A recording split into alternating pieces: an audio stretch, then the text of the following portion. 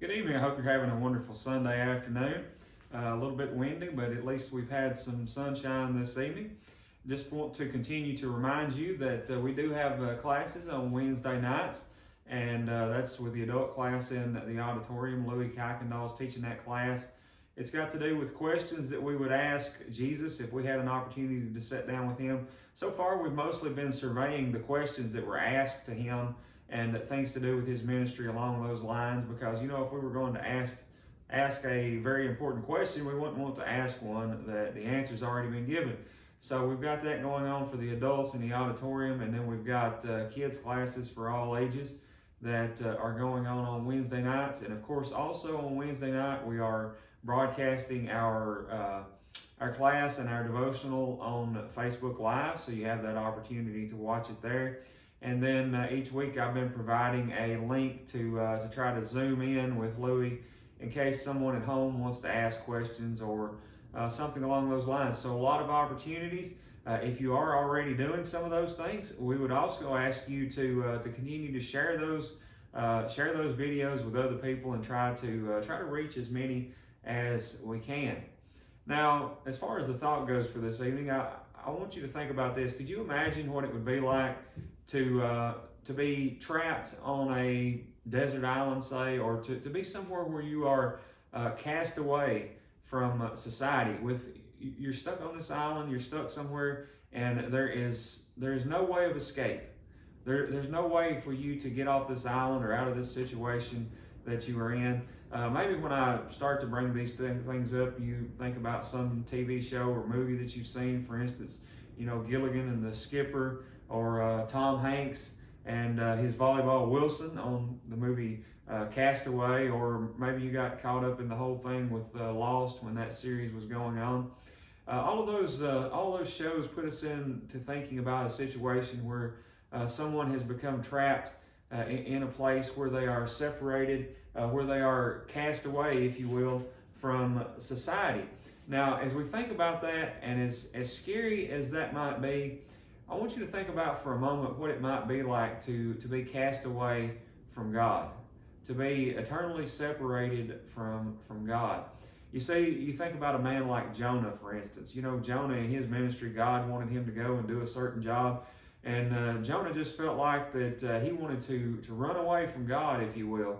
But when he found himself in the belly of that sea creature, he thought differently, and the thing was a different story. In 1 Corinthians chapter 9 and verse 27, the King James renders it this way. It's Paul speaking here. He says, "But I keep my body and bring it into subjection, lest that by any means, when I have preached to others, I myself should become cast away." The New King James Version translates that word cast away as disqualified. Now, if we did a little searching and just looked into the Greek background of this word, we get this word adokimos, which is used throughout the Bible as a person that is reprobate or they are rejected. One lexicon says it carries the thought of not standing the test or not being approved, or the thought of, for instance, a metal coin that does not pass the test. So if you can imagine one biting down on a coin to find out if that coin is real gold, and you find out it's not, and it's cast to the side, and it's worthless. So that's the image that's being painted with this word, something that is being cast to the side because it's not genuine, and it's not the real thing, and it's worthless. It's cast away. Now, I don't know about you, but for me, it's sobering to think about all the things that Paul did, and yet to see that even Paul found himself keeping himself under careful watch, so that after he preached to others, he was not cast away or disqualified himself.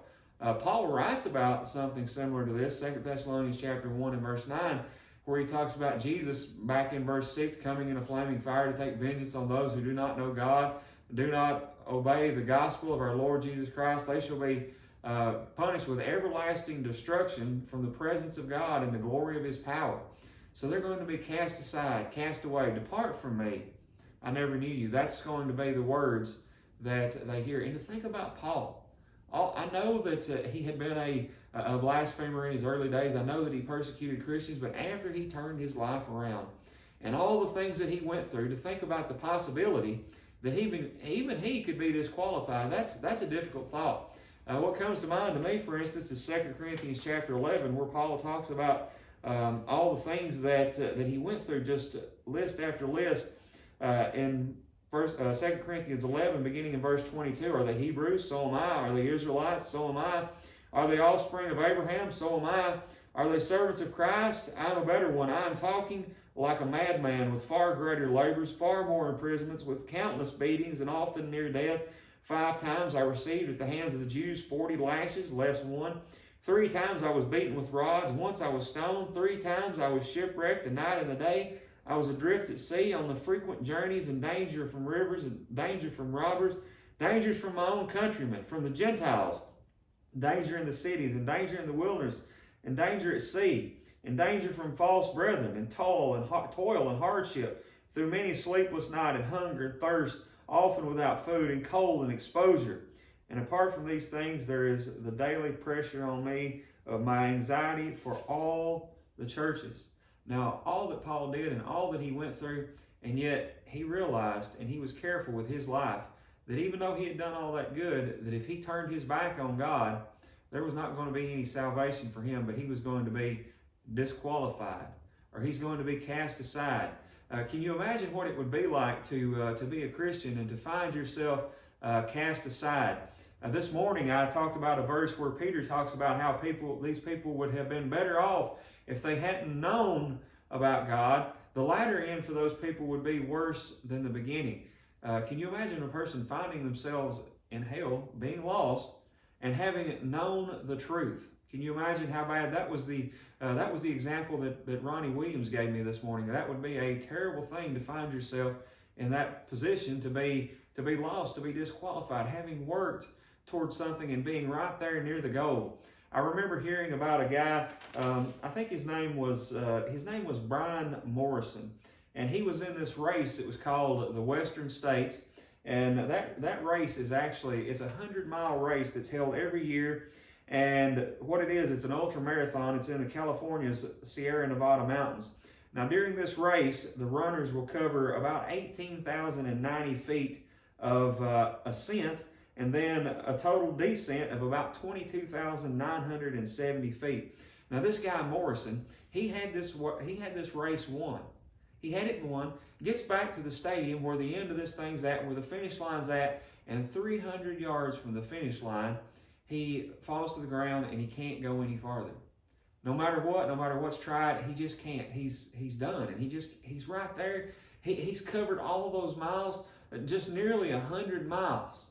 And he's right there at the prize, and he just can't quite get there. So some of his friends come out and they help him up, and they manage to get him those few hundred yards down to the finish line, and he's taken off to get some medical care. And then there's a buzz going around. One of these friends hears, and they're finding out, oh, he's going to be disqualified.